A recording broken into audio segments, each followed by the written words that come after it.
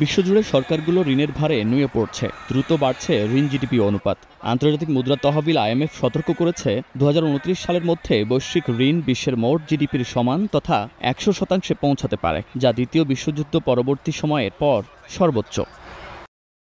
IMF বলছে, গত এক দশকে করোনা মহামারী পরবর্তী রাশিয়া ইউক্রেন যুদ্ধ, প্রাকৃতিক দুর্যোগ ও জলবায়ু পরিবর্তনের খরচ এবং বয়স্ক জনগোষ্ঠীর সংখ্যা বাড়ায় স্বাস্থ্য ও পেনশন খাতে ব্যয় বাড়ছে। এছাড়া কর বৃদ্ধি নিয়ে রাজনৈতিক সদিচ্ছার অভাবে রাজস্ব ঘাটতি মেটাতে হিমশিম খাচ্ছে অনেক দেশ। ফলে ধার নিয়ে ব্যয় সামাল দেওয়ার চেষ্টা করছে সরকারগুলো।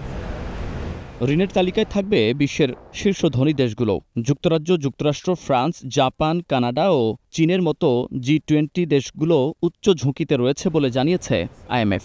শুধু যুক্তরাজ্যেই 2029 সালের মধ্যে সরকারি ঋণ মোট জিডিপির 105.9% পৌঁছাতে পারে বলে পূর্বাভাস দিয়েছে সংস্থাটি। এ অবস্থায় যুক্তরাজ্যে বিনিয়োগকারীদের উদ্বেগ বাড়ার পাশাপাশি বন্ড বাজারে দেখা দিয়েছে অস্থিরতা।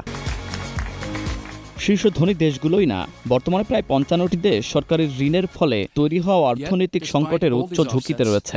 উদীয়মান ও স্বল্প আয়ের দেশগুলোও কঠিন আর্থিক চাপে পড়ছে, এমনকি যাদের ঋণের হার তুলনামূলক কম তারাও ঝুঁকিতে। তবে ট্রাম্পের বাণিজ্য যুদ্ধের জেরে ডলারের মানের পতন হওয়ায় ঋণ পরিশোধে অনেক দেশ সুবিধা পাবে বলে মত আইএমএফের। বৈশ্বিক অর্থনীতির স্থিতিশীলতা ধরে রাখতে নীতি সংস্কার জরুরি, না হলে আগামী কয়েক বছরের মধ্যেই ঋণ পরিশোধের চাপে বিপর্যস্ত হতে পারে বহু দেশ।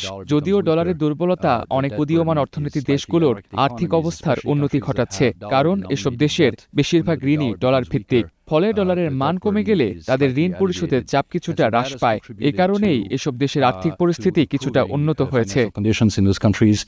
সংস্থাটি বলছে, সরকারগুলোকে এখনই অপ্রয়োজনীয় ব্যয় কমিয়ে উৎপাদনশীল খাতে বিনিয়োগ বাড়াতে এবং দায়বদ্ধ করনীতি ও বাজেট সংস্কার করতে হবে। Munnaf Rashid, star news.